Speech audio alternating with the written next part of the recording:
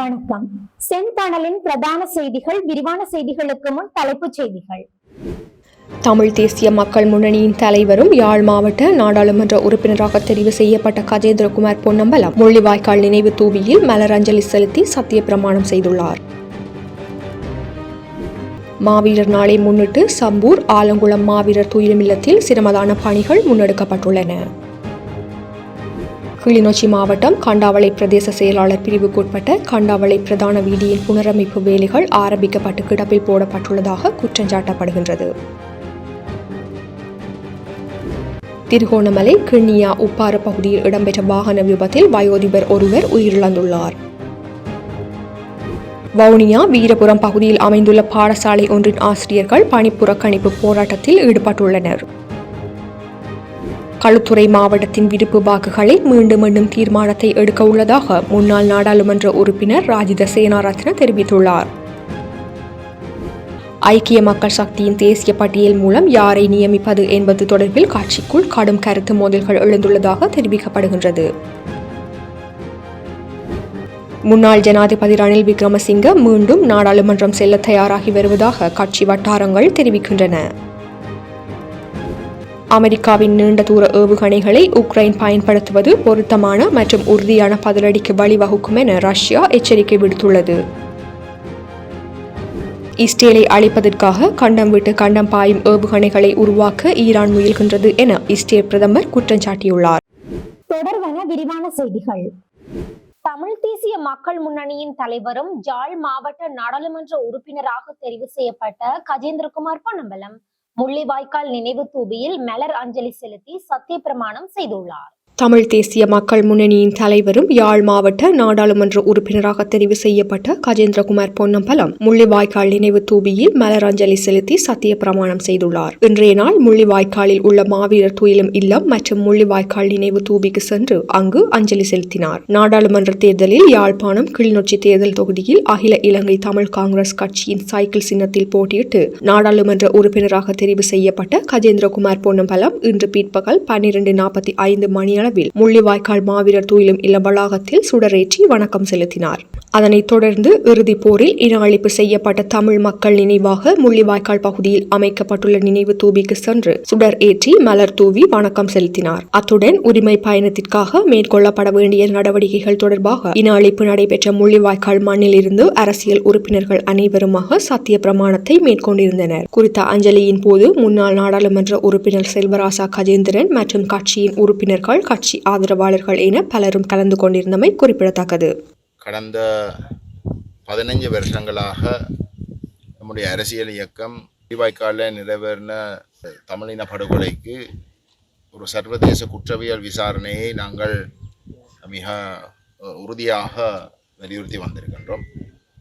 ஐநா மனிதுரிமை பேரவையிலே நிறைவேற்றப்பட்ட தீர்மானங்களுடைய பலவீனங்களை நாங்கள் நம்முடைய மக்களுக்கும் சர்வதேச மட்டத்திலையும் எடுத்து காட்டியிருக்கின்றோம். என்னுடைய இயலாமையை நாங்கள் கடந்த 15 வருஷமாக அனுபவித்து வந்திருக்கின்றோம். ஏனென்றால் இதுவரைக்கும் தமிழ் மக்களுடைய இனப்படுகொலைக்கு உரிய குற்றவியல் விசாரணை எதுவும் நடைபெறாமல் ஸ்ரீலங்கா அரசாங்கத்துக்கும் தன்னுடைய இராணுவத்துக்கும் இனப்படுகொலையை நடத்தின முப்படைகளுக்கும் ஒரு கால அவகாசத்தை தான் இந்த 15 வருஷம் அமைந்துள்ளது.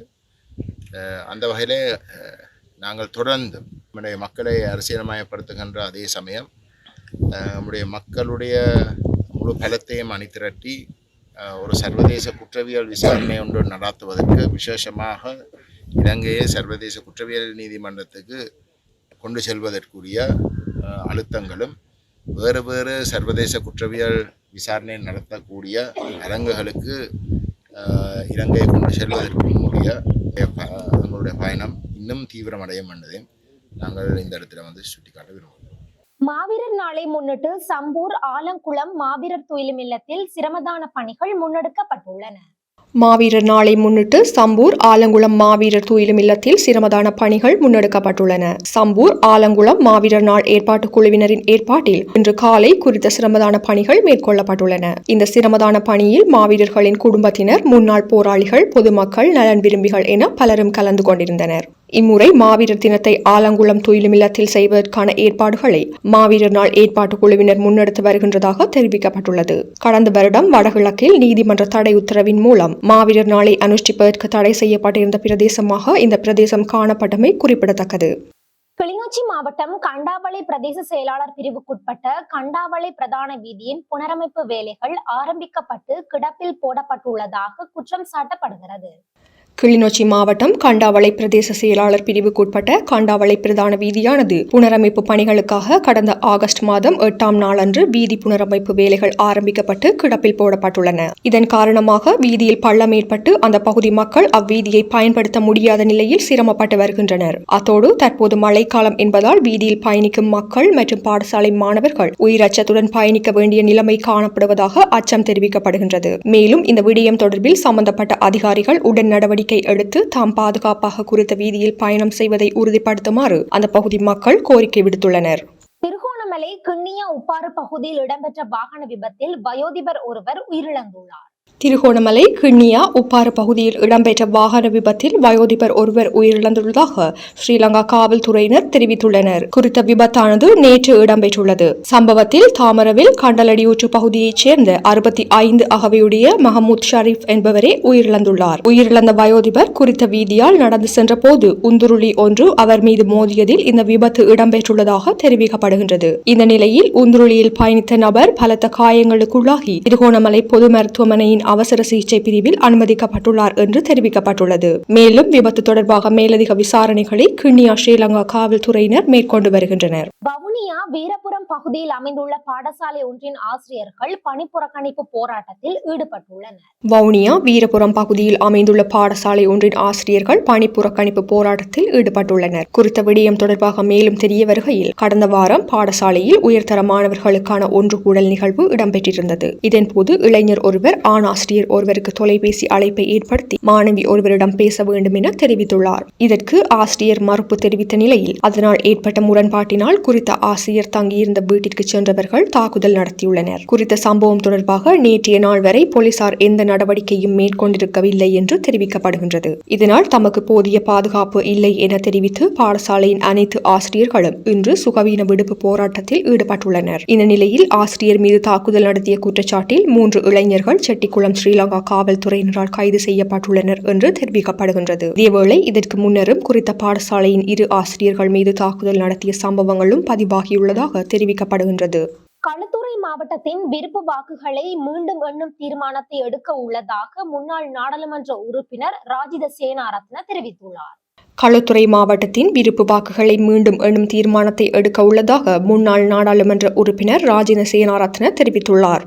புதிய ஜனநாயக முன்னணியை பிரதிநிதித்துவப்படுத்தி நாடாளுமன்றத்துக்கு தெரிவான ரோஹித அபேகுணவர்த்தனவை விட தாம் அதிக விருப்பு வாக்குகளை பெற்றிருக்க வேண்டும் என்ற சந்தேகம் காணப்படுவதாக அவர் கூறியுள்ளார். இந்நிலையில் பொதுத் தேர்தலின் களுத்துறை மாவட்டத்தின் விருப்பு வாக்கு விவகாரம் தொடர்பில் தனக்கு சந்தேகம் இருப்பதாகவும் அவர் சுட்டிக்காட்டியுள்ளார். எனினும் அரசியல் வட்டார தகவல்களின் அடிப்படையில் ராஜித சேனாரத்ன களுத்துறை மாவட்டத்தில் தனது கட்சி ஆதரவாளர்கள் 8,000 பேருக்கு வேலை வழங்கியுள்ளதாகவும் வேலை பெற்றிருந்தவர்கள் கூட அவருக்கு இந்த பொதுத் தேர்தலில் முன்னுரிமை வழங்கவில்லை எனவும் தெரிவிக்கப்படுகின்றது. ஐக்கிய மக்கள் சக்தியின் தேசிய பட்டியல் மூலம் யாரை நியமிப்பது என்பது தொடர்பில் கட்சிக்குள் கடும் கருத்து மோதல்கள் எழுந்துள்ளதாக தெரிவிக்கப்படுகிறது. ஐக்கிய மக்கள் சக்தியின் தேசிய பட்டியல் மூலம் 5 நியமிக்கலாம் என தெரிவிக்கப்பட்டுள்ள நிலையில் அந்த 5 யாரை நியமிப்பது என்பது தொடர்பில் கட்சிக்குள் கடும் கருத்து மோதல்கள் எழுந்துள்ளதாக தெரிவிக்கப்படுகின்றது. இதன்படி கட்சியின் செயலாளர் நாயகம் ரஞ்சித் மத்தும் பண்டார, கட்சியின் தலைவர் இம்தியாஸ் பாக்கீர் மாக்கார், டலஸ் அழகப்பெரும, ஈரான் விக்ரமரத்ன மற்றும் பேராசிரியர் சரித ஹேரத் ஆகியோரை தேசிய பட்டியல் மூலம் நாடாளுமன்ற உறுப்பினர்களாக நியமிக்க முடிவு செய்யப்பட்டிருந்தது. இந்த நிலையில் ஐக்கிய மக்கள் சக்தியுடன் கூட்டணி வைத்துள்ள தமிழ் முற்போக்கு கூட்டணியின் தலைவர் மனோ கணேசன் தனக்கும் தேசிய பட்டியல் மூலம் வாய்ப்பு வழங்க வேண்டும் என கோரிக்கை முன்வைத்துள்ளார். இதனை அடுத்தே கட்சிக்குள் பிரச்சினை வெடித்துள்ளது.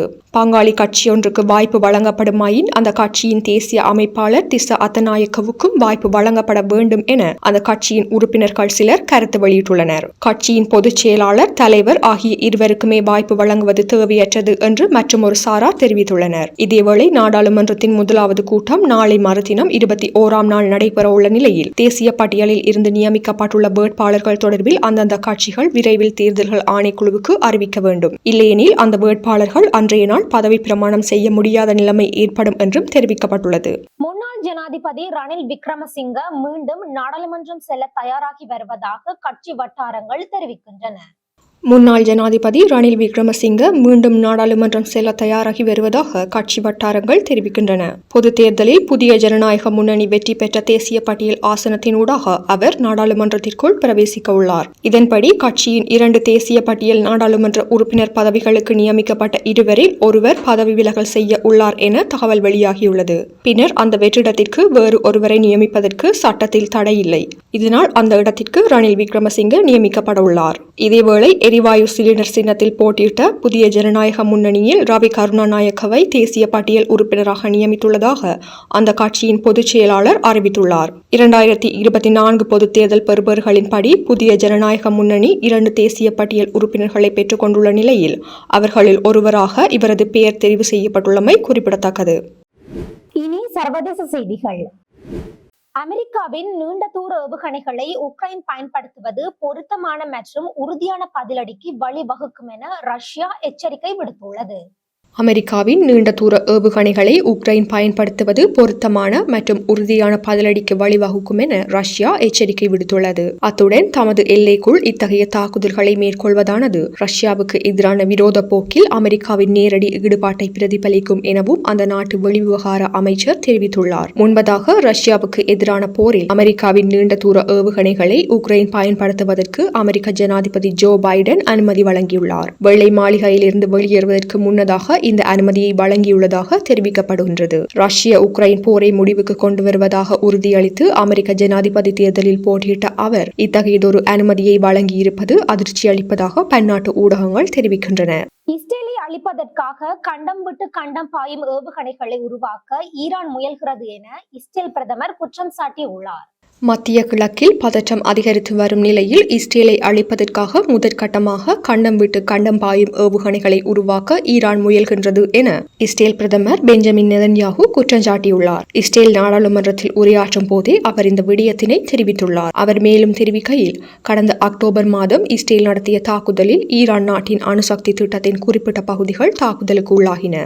இந்த தாக்குதலால் ஈரானின் பாதுகாப்பு மற்றும் ஏவுகணை உற்பத்தி திறன்கள் கடுமையாக பாதிக்கப்பட்டுள்ளன. அதே நேரம் ஈரான் அணு ஆயுதங்களை உருவாக்க முயன்று வருகின்றது. எனினும் அதை எங்கள் தாக்குதல் தடுக்கவில்லை. ஈரான் பல அணுகுண்டுகளை உருவாக்கி கையிருப்பில் வைத்துக் கொள்ள முயல்கின்றது. ஏற்கனவே ஈரான் வசம் நீண்ட தூரம் சென்று தாக்கும் ஏவுகணைகளும் கையிருப்பில் உள்ளன என்று அவர் தெரிவித்துள்ளார். இத்துடன் செய்திகள் நிறைவடைகின்றன. வணக்கம்.